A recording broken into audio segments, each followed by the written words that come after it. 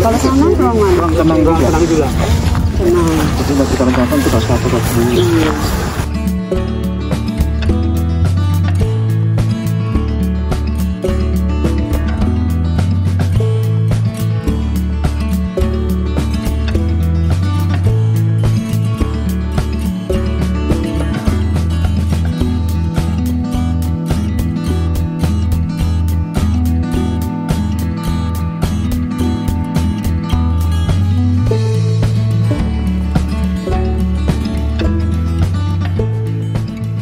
Jadi kita kapasitasnya masih sedikit. Kalau ditambah lagi jangan banyak yang dari sesuatu kita bisa kalau di ruang tenang terus kita di dokter. Kami 4 ruangan, tapi kami menerima pasien 6. Hanya tergantung keadaan pasien apakah bisa digabung atau tidak. Kalau tidak, kami tidak. Iya. Jadi terbatas. Kita memang tidak kontrol bahaya. Iya.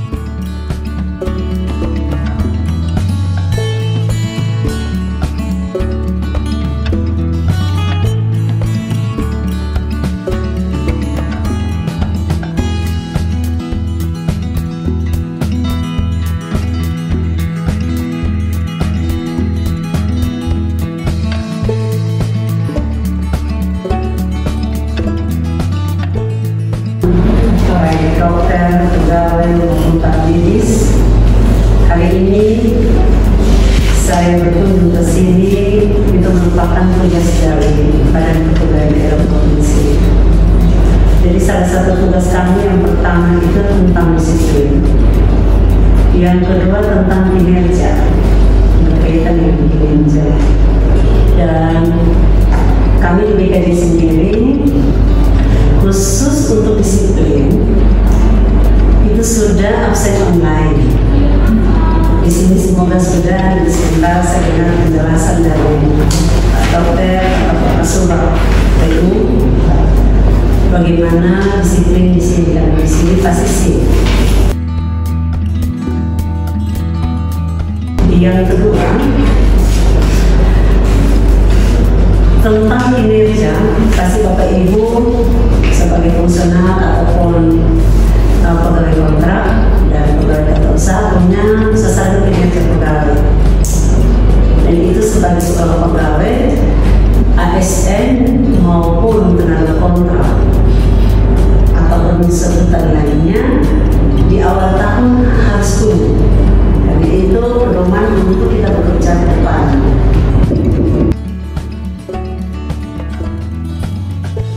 Sesuai dengan absen yang saya lihat di sini,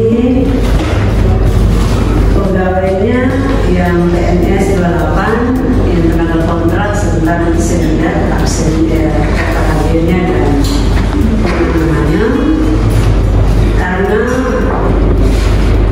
diskusi tentang pelayanan di sini pasti spesifik yang beda dengan pelayanan di tempat lain.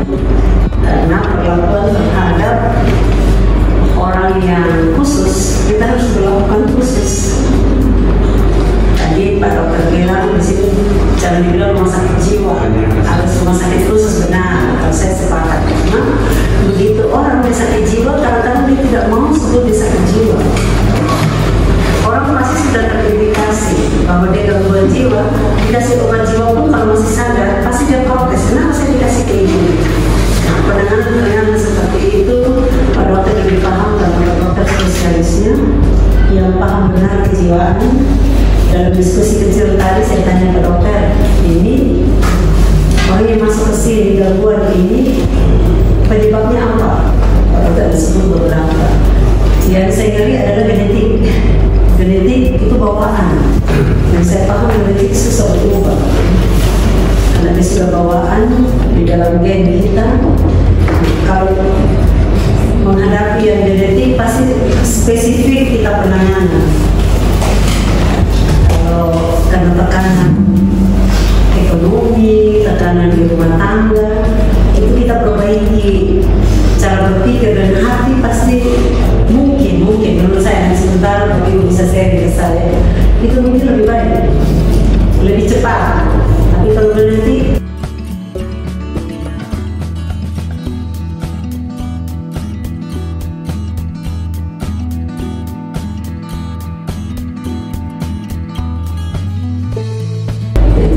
terakhir menangani pasien seperti itu, Bapak Ibu mesti keterampilan dan pengetahuan sendiri. Dalam diskusi tadi juga Bapak menyatakan belum akreditasi. Nah, saya sarankan sebentar apakah kalau informasikan ke kami, menurut saya perlu akreditasi. Karena kalau kita akreditasi, kita kerja lebih tertib.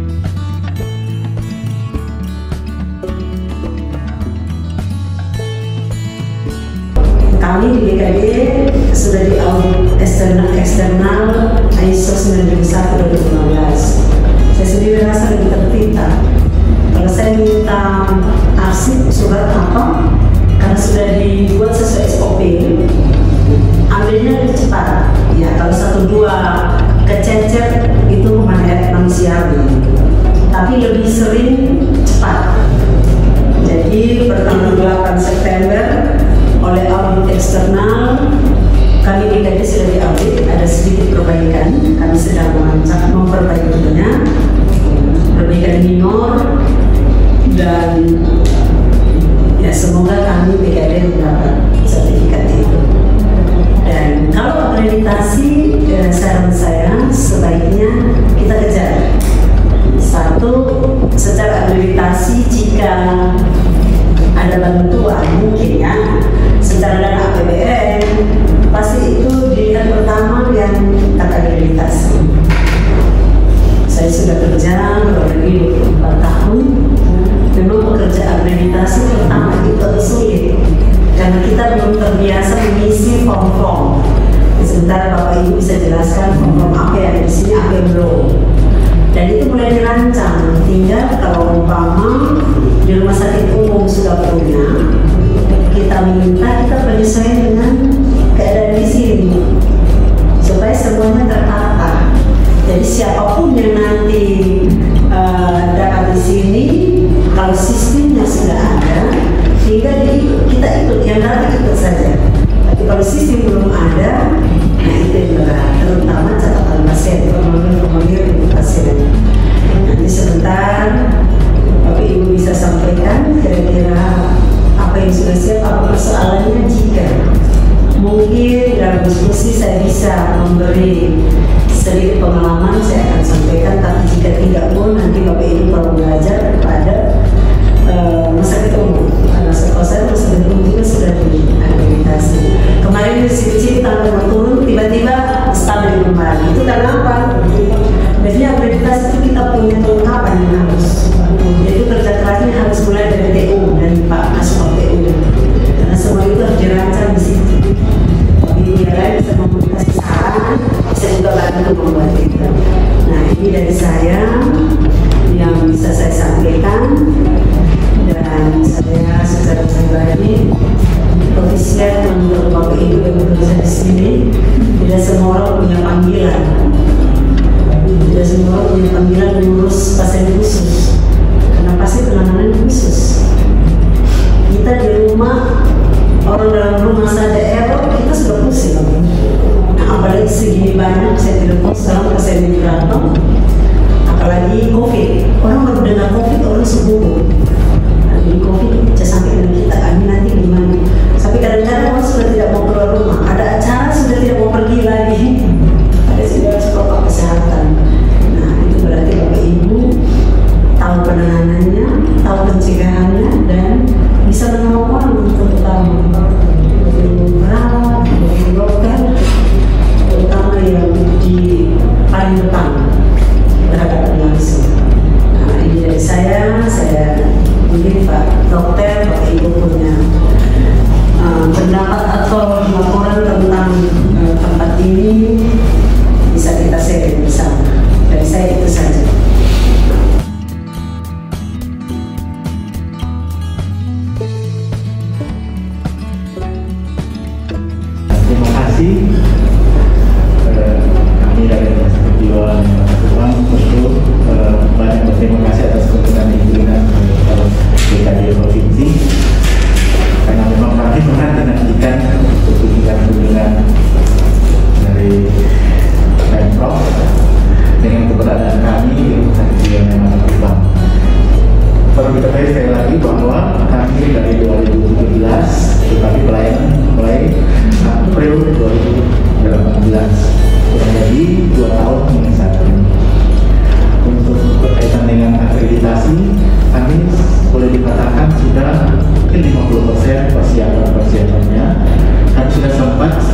kami ke rumah sakit jiwa Menur pas Februari. Jadi pas kami pulang itu mulai COVID yang berat yang sampai itu tidak bisa lagi ada terjadi.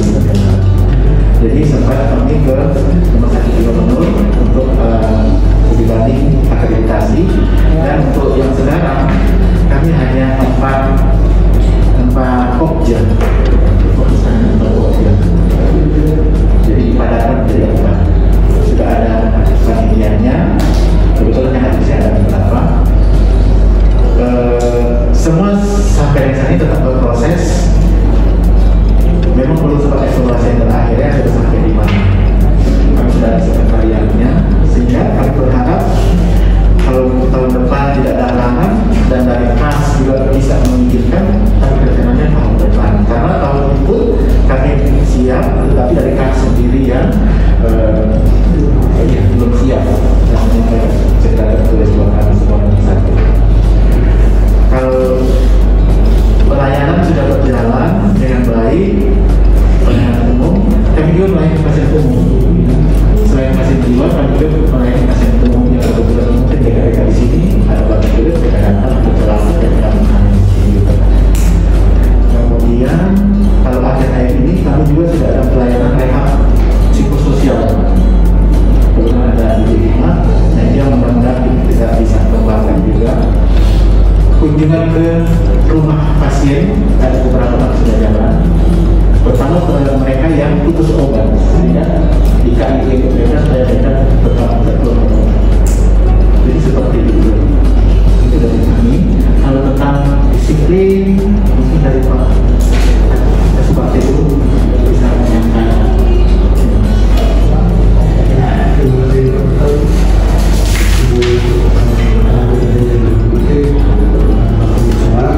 Tentang disiplin, kami menggunakan aturan yang dikeluarkan dari BKD dan jam kerja bagi pegawai juga termasuk yang kontrak. Jadi pengaturannya di sini ada pelayanan rawat jalan, ada IGD, ada juga secara garis besar menggunakan shift kalau jalan dan berdiri. Jadi kami menggunakan aturan jam kerja yang sesuai dengan undang-undang tenaga kerja itu, kemudian yang maksimal 40 jam per minggu atau 120 jam per bulan. Itu kemudian jadi dalam pemenuhan jam kerjanya menggunakan aturan itu dan diatur secara shift tadi itu. Kemudian kalau ASN sudah jelas aturannya, sidiknya secara online, sanksinya misalnya sanksinya kan jelas juga dari BKD, pemotongan kes dan segala macam, properti dan segala macam, itu kita mengikuti semua aturan itu. Kemudian mungkin saya sekalian dulu kondisi tenaga kami yang ASN terbatas. Kami kesulitan terbesar kami adalah di bagian pengelolaan keuangan itu. Pengelolaan keuangan kami masih sangat lemah karena kami tidak memiliki tenaga ASN yang khusus mengurus tentang keuangan baik akuntansi ataupun disiplinnya. Yang saat ini kami terpaksa memberdayakan tenaga yang kontrak. Tenaga yang kontrak. Ya. Kemudian jadi baik yang mengatur tentang penerimaan maupun pengelolaan uang kita menggunakan tenaga yang ada sambil kita bimbing dengan pengalaman kami yang terbatas. Kemudian kesulitan terbesarnya adalah tenaga perencanaan kami. Perencanaan kami ini kebetulan tugasnya terangkat beberapa baik di instalasi perbaikan sarana rumah sakit juga termasuk di perencanaan dengan dibantu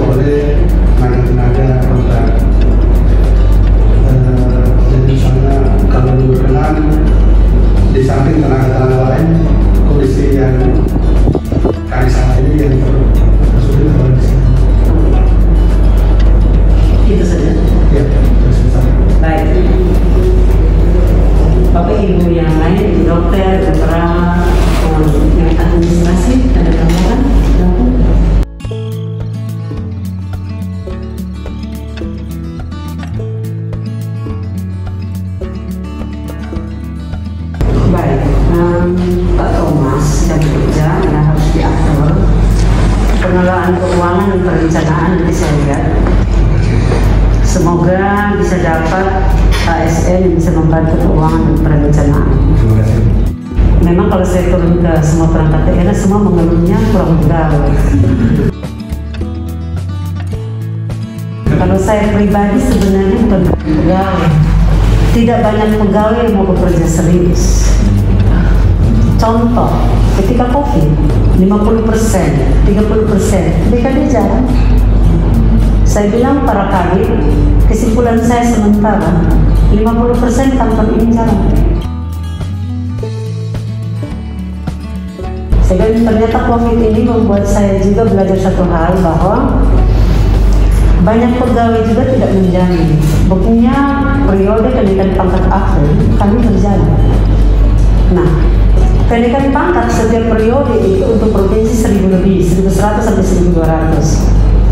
Untuk kabupaten kota yang kewenangannya ada di provinsi untuk golongan 4 itu 1000 lebih.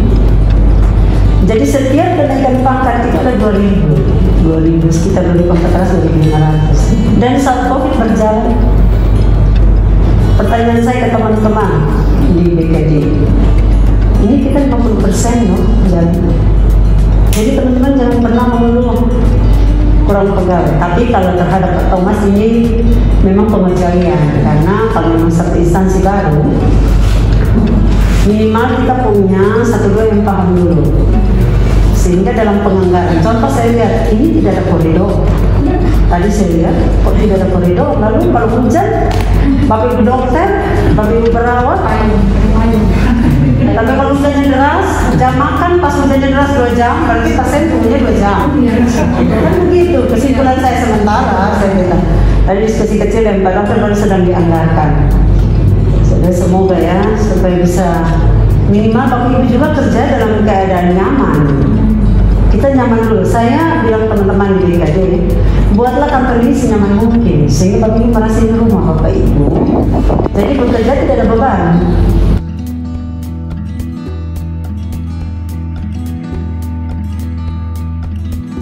Koridor itu menurut saya penting. Apa selasar atau koridor namanya? Iya, selasar. Itu semoga, nah ini perencana yang harus pintar merencanakan.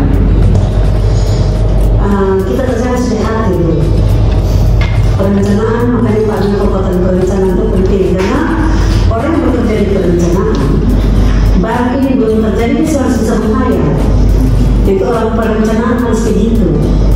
Dia sudah bisa melihat jauh ke depan dibanding kita yang pelaksana. Dan bagaimana kita berargumentasi di tim anggaran. Kalau kita tidak dapat dana APBN, APBD. Nah, APBD itu kalau kita harus kuat. Kalau kita yang harus kuat untuk kita meyakinkan tim anggaran. Semoga teman-teman saya sudah ambil gambar tadi. Saya akan tunjukkan ke tim anggaran minimal kabarnya. Dan mereka juga tahu kalau mereka belum sempat ke sini. Itu yang saya bisa jawab dari Pak Thomas. Kami di sini yang PNS sementara kerja merangkap. Untuk saya sendiri, saya sebagai kepala instansi gizi, kemudian kepala ketua MMPI untuk keterangan rohani, kemudian juga ketua STI. Nah di sini terus terang kewalahan dulu. Demikian mungkin teman-teman yang lain juga sama. Di ASN itu merangkap juga. Jadi kalau memungkinkan, misalnya ada penerimaan tenaga yang ditempatkan di RSJ ini, kalau bisa ASN, kami tidak kerja merangkap, karena otomatis tidak maksimal. Jadi kerjanya kepala instalasi gizi, misalnya contoh saya, kemudian merangkap lagi SPI, artinya SPI-nya tercecer. Itu yang pertama. Kemudian tadi saya sebutkan tentang jam kerja. Kami di instalasi gizi itu ASN saya sendiri, kemudian staff saya ada 10 orang, semuanya tenaga kontrak. Nah di sini ada yang 6 hari kerja, ada yang 5 hari kerja. Yang menyangkut kerja, karena keterbatasan tenaga lagi, kami bagi hanya 2 shift. Otomatis jam kerjanya itu tidak sama dengan yang 3 shift. Nah, nanti minta pendapat dari Ibu. Dari shift pertama itu mereka masuk jam 5, pulangnya jam 1. Kemudian shift berikut jam 1, pulangnya jam 8 malam. Yang berikut menyangkut dengan akreditasi. Kami dari segi jumlah pegawai itu banyak, tetapi banyak yang latar belakang pendidikan itu adalah bidang.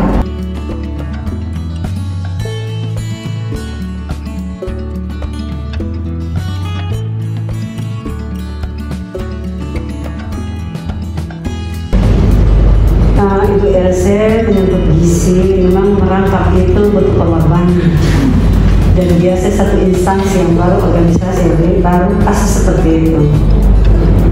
Saya tidak tahu, setiap saya diberi jabatan pasti mulai eselon 4 ada eselon 3 pasti itu jabatan yang baru. Jadi ini belum pernah ada orang di situ terus saya dikasih ke situ. Nah, biasanya anggarannya 0. Tapi kalau anggaran 0, apakah kita terima gaji dan tunjangan? Ini kita tidak kerjakan, tidak mungkin. Saya bilang teman-teman, caranya bagaimana kita harus ada hasil. Nah, biasanya dalam ilmu lingkungan, kita kalau dalam keadaan paling sulit, biasanya ide kita muncul. Contoh COVID kemarin, kami di BKD, karena kerjanya shift 50, pertama 30, COVID pertama 30% saja. 1 bulan saya bilang, tidak bisa nih, masa 30% saja yang kerja, saya buat 50%. 1 bulan kemudian saya bilang, tidak mungkin nih, karena masa kita bagi-bagi ternyata ada yang 1 kali, 2 kali. Dalam pemahaman saya tidak ada dong. Orang lain, sementara saya tidak ada masuk, karena sudah pertama besar. Akhirnya saya bilang begini, saya tanya ke sekretaris, ini mesti bukan caranya. Kita 50 pagi, 50 sore. Jadi 50 pagi dari pagi sampai jam 12, ada selama ada siang 1 jam, pergantian. Setengahnya datang lagi. Karena apa Bapak Ibu? Saya bicara evaluasi, kalau saat COVID, 1 jam saya mau rapat, saya mau tes. Teman-teman kami kerja atau tidak? Bukan kerja, tidur Bapak Ibu. Jadi nanti kita 87 orang yang masuknya palingan 60. Nah 30 lebih ada di mana?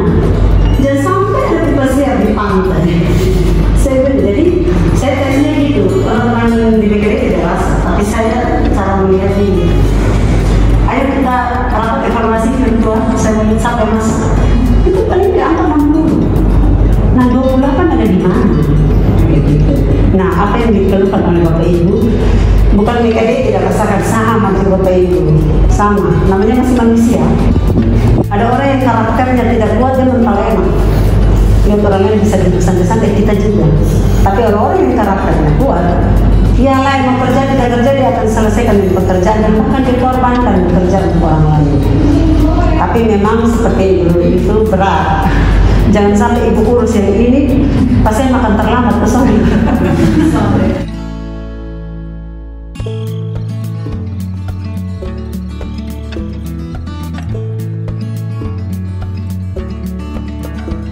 Tentang jam kerja, ini 6 hari, 5 hari maksudnya apa? Ada 6 hari? Ya, ada yang shift itu 6 hari, yang tidak shift 5 hari. Oh, jadi yang tidak shift ini maksudnya administrasi? Ya. Oke. Itu sulit ya? Tidak, maksudnya kan kami jadinya kan biasanya itu 3 shift, kami hanya buat 2 shift. Itu jadi masuknya itu nanti absennya itu tidak seperti yang biasa. Biasanya itu kan jam 7 sampai jam 2, kemudian jam 2 sampai jam 9 malam. Tapi kami punya tuh jam 5 sampai jam 1. Oke, kami sudah koordinasi juga dengan kantor. Tapi memenuhi jam kerja. Nah yang dibutuhkan berat atau karena shift itu? Tidak, maksudnya kami apakah di BKD tidak apa? Saya inginnya jam kerja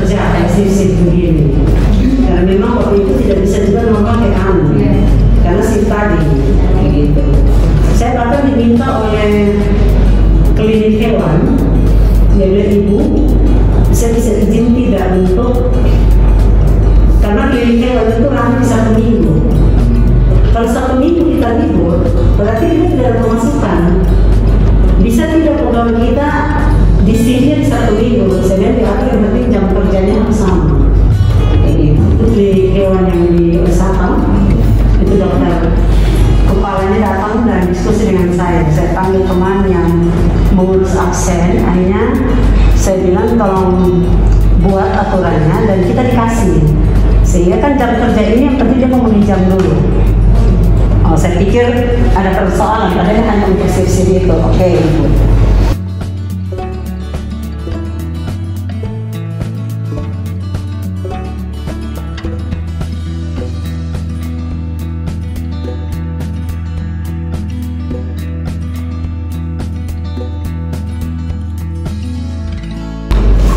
Ya, saya Ibu Ima dari saya PNS juga.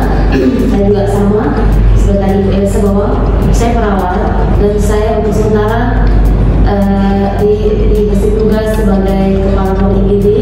Saya juga akan sebagai kepala instalasi rehab psikososial dan Kesmas PKRS. Dan saya melihat ternyata ini awal belum masuk itu saya lihat mungkin tidak sevital ini, tapi ternyata masuk dan mulai mengerjakan, ternyata ini sangat vital dan sangat menguras pikiran, termasuk ketika kita membuat pedoman pengorganisasian, pedoman pelayanan, ini semua sangat agak berat bagi saya karena memang kita keterbatasan tenaga. Yang saya lihat IGD itu kan pelayanannya 24 jam dan pasien yang kita terima itu tidak main-main, banyak masalah terjadi. Terus setelah itu kita misalnya ke rehab itu kita punya alat sudah lengkap dan saya lihat sangat membantu para pasien.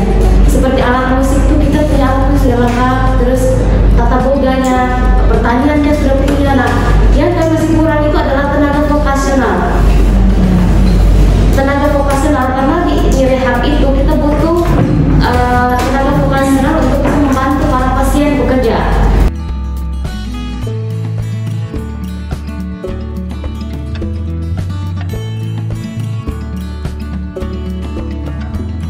Di rumah sakit jiwa ini peksosnya sangat berperan penting, pekerja sosial, karena dia itu saya melihat tugasnya terlalu banyak, seperti dia harus menghubungkan keluarga pasien dengan pasien, dia harus menghubungkan dinas sosial, dan kami cuma punya satu di rehab, kerjaan itu tumpang tindih, seperti itu Ibu. Terus Kesmas, ternyata Kesmas ini juga terlalu penting, karena Kesmas itu dia harus mensosialisasikan rumah sakit jiwa ini. Rumah sakit jiwa ini baru dan kita butuh promosi keluar.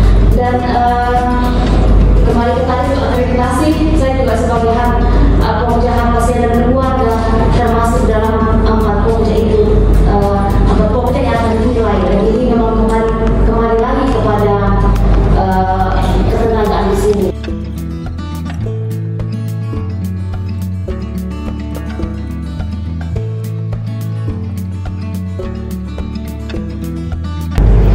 Khusus di IGD instalasi ada Ingrid, Ibu Ingrid, butuh pekerja sosial ya, pekerja sosial. Nanti kami coba lihat ada tidak di pekerja sosial yang di tempat lain.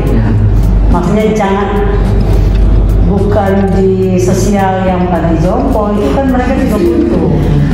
Karena itu juga mereka mengeluh. Jadi saya dalam hati ini pekerja sosial ada di mana, tapi ini menjadi catatan untuk saya coba lihat. Ini maksudnya kesehatan masyarakat. Kesmas. Pekerjaan ada dia memang punya apa namanya akademi pekerja sosial. Oh ya, oke, itu saya paham. Tapi tadi saya bilang Kesmas. Kesehatan jiwa masyarakat. Ya? Kesehatan jiwa masyarakat. Oh, tugasnya mereka itu juga daerah-daerah. bukan kesehatan masyarakat yang biasa, beda ya. Kesehatan jiwa masyarakat. Oke, baik. Ini saya belajar satu hal baru. Kalau ibu saya beda. Oke, rawat inap dan terpaksa tidak mau ya. Kalau yang ini sama dengan yang Ibu Elsa. Saya abangnya yang AIS, biasa dipanggilnya AIS itu dari sini. Saya baru 2 minggu kembali bekerja, sebelumnya tugas belajar.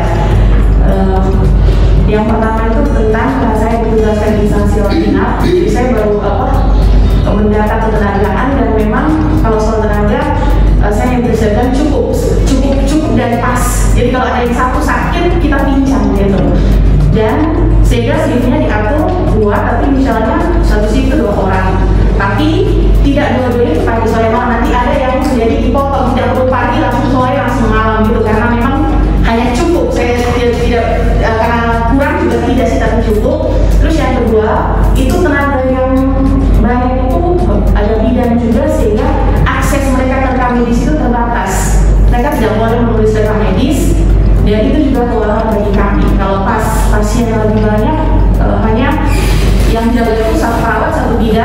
dan yang bisa akses ke kami di situ cuma perawat. Bidan kan tidak full, sehingga itu juga kesulitan bagi kami. Mungkin itu kalau penerimaan tenaga kontrak atau apa mungkin karena memang tidak ada KIA di RSJ, sehingga mungkin lebih baik masuk itu untuk tenaga perawatan dan perawat. Begitu itu masalah kami dalam bidang ya itu seperti itu.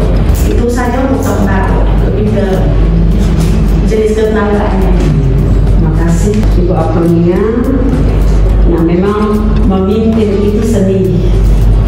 Memimpin itu seni, sehingga semua kekurangan, semua kelebihan yang ada di pegawai teman-teman kita lakukan. Tidak pernah akan dapat satu kondisi nanti yang sangat sempurna. Kami di BKD kadang-kadang pakai Ibu Kadin, bagi juga sebagai teman Ibu, kita keluar pegawai. Sudah saya heran Bapak Ibu, tapi ini apa pegawai bisa menulis saya keluar pegawai? Harusnya kita gampang nih. Tapi begitu kita tarik juga dari tempatan yang punya kelebihan pegawai, bisa ngomong BKD seenaknya tarik pegawai. Jadi memang mengurus manusia ini gampang sulit. Ketika nanti seperti ini kita atur yang dapat senang, tapi begitu yang ditarik, selanjutnya pasti ngomel-ngomel. Karena pasti kita atur ada yang senang, ada yang tidak senang. Yang tidak senang pasti ngomel-ngomel. Yang senang ada terima kasih, ibu, dibaik, pasti gitu. Iya. Dan saya pikir ya ini fenomena saja. Tapi ya bagi saya itu risiko pekerjaan. Walaupun Bapak Ibu saya pahamnya sama, saya Hendelina Muskodari. Saya ketika mulai di BKD ini juga saya timbang kali bagi terakhir saya sudahlah, mungkin ini resiko, saya harus ada di situ. Jadi ketika tadi Pak ngomong ini saya sudah mulai berpikir bisa apa yang saya harus. Oh gitu kan, tapi tidak masalah. Bahkan saya kalau semakin dia pindah dia punya teman-teman. Jangan kemana-mana. Orang sudah lihat negatifnya, tidak berarti positifnya. Saya termasuk juga orang yang sudah pindah dari 4-5 OPD, 3-4 OPD. Tapi saya nikmati sekarang. Karena menurut saya di mana saja pasti ada hikmah. Tinggal kita memaknai saja tempat itu. Itu menurut saya. Dan semoga persiapan akreditasi melalui virtual ataupun lain-lain. Tapi kebiasaan saya belajar itu virtual. Kita minta mereka kirim dia punya petunjuk biar kita belajar dari punya jurnis, biar kita mulai lengkapi dia punya formulir. Saya yakin bisa, karena kalau akreditasi biasanya awal-awal sih kita sulit siapkan formulir. Ya, silakan Ibu. Terima kasih kesempatannya. Saya Adriana dari Rawat Jalan. Ini kami menyampaikan untuk rawat jalan kami sangat membutuhkan dokter PNS. Dokter PNS untuk menandatangani surat keterangan sehat, di mana salah satu prasyarat harus dibutuhkan harus ada NIP, dan itu adalah pemasukan dari rumah sakit jiwa. Kita di sini semua dokter umum kontrak, jadi kita kadang kesulitan. Jadi kalau ada yang minta untuk yang ada di kita akan dari rumah sakit umum. Jadi sebisanya kalau bisa kami mendapat dokter yang PNS. Terus yang kedua, kalau bisa kami mendapatkan SPKJ. Karena kami spesialis jiwa. Ada spesialis jiwa yang ada saat ini hanya mungkin nanti kalau bisa dikontrak karena kita akan kesulitan, terutama untuk pelayanan kewakilan, dan di akreditasi standarnya untuk poliklinik jiwa itu adalah SPKJ yang pelayanan, bukan dokter umum. Nah, jadi itu mungkin yang kalau di rumah sakit di poliklinik jiwa dan poliklinik umum. Sedangkan kebetulan saya di komite keperawatan di komite PNKB juga Ibu. Nah, itu kalau kita akreditasi jalan, maka PNKB untuk perencanaan mutu dan keselamatan pasien, di dalamnya ada pasien safety, ada sasaran keselamatan pasien. Nah, itu dikira belum jalan. Sekarang, tapi kalau akreditasi jalan dengan sendirinya itu jalan. Terus kemudian CCTV, kalau mungkin sekiranya kami tidak mendapatkan security, mungkin CCTV menjadi mungkin nanti di bukan di Ibu, tapi maksudnya kita ngomong di sini ya.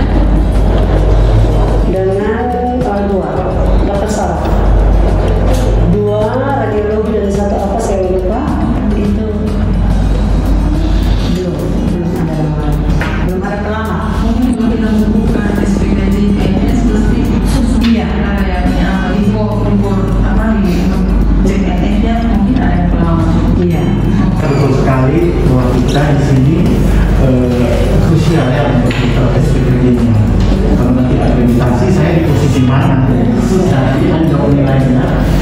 Kemudian berkaitan dengan kita punya dokter tadi bilang untuk medical check up, kita ada dokter umum 5 orang saja, dan mereka kontrak, sehingga untuk urusan kesehatan jasmani itu tidak bisa, karena mereka tidak berhenti.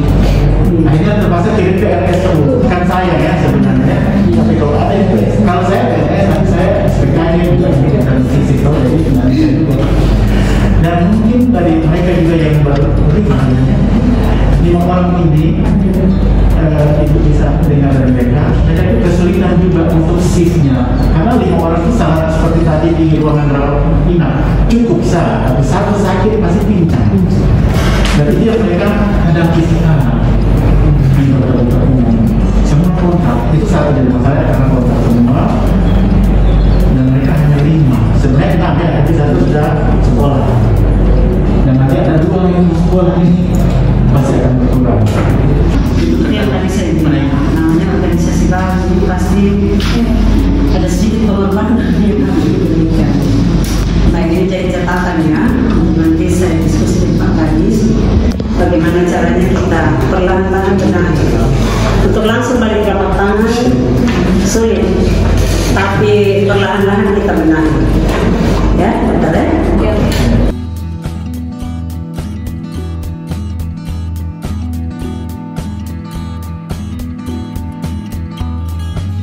Rumah sakit Naim Mata sudah lama saya rindu mau datang tanpa beberapa laporan seperti ini, sehingga ini saya harus kesini untuk saya cek langsung.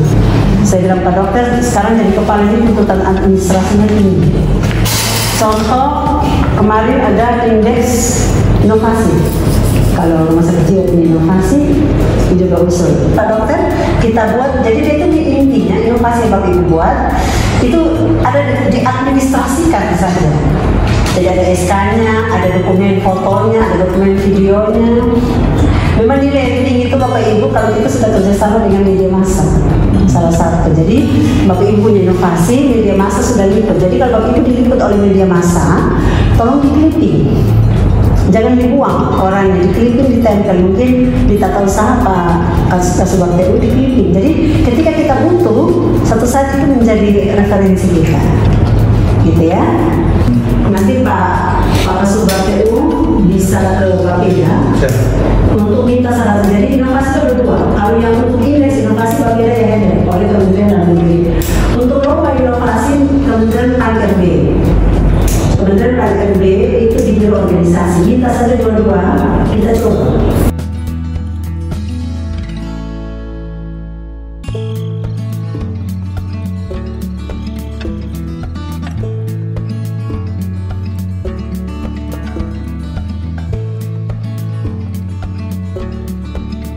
Saya yakin dan percaya ini bisa akreditasi dan ada inovasi. Dan tahun depan Pak Dokter semoga, walaupun Pak Dokter seberat-berat, tapi semoga Pak Dokter tetap di sini, dan ini kita dorong untuk kita sebagai penyumbang inovasi, indeks inovasi daerah Provinsi NTT. Sepakat ya? Sepakat.